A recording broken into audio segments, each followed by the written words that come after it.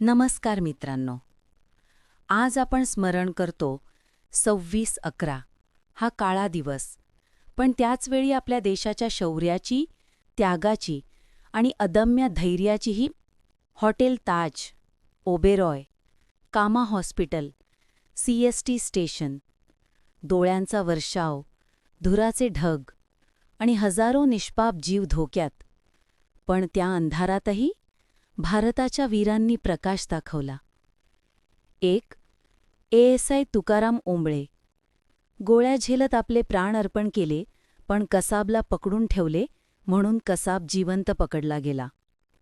2 NSG commando major Sandeep Unnikrishnan. Don't come up, I will handle them. Taj Mahal हॉटेलमधील नागरिकांना वाचवताना ते वीरगतीला प्राप्त झाले. 3 ताज हॉटेल स्टाफ, साहसाची निःशब्द कहाणी.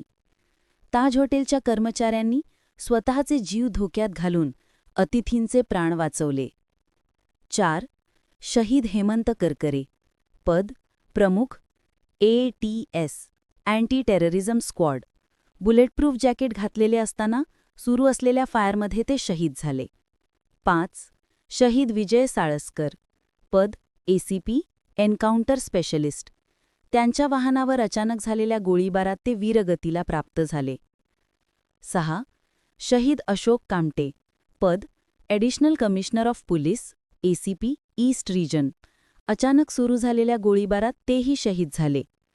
शांत, रणनीतिक आणि अत्यंत कर्तव्यदक्ष अधिकारी. त्यांचे योगदान अमूल्य आहे. आज या सर्वांचं बलिदान फक्त आपल्या शहराचे नव्हे, तर भारताच्या धैर्याचं प्रतीक आहे. जय हिंद.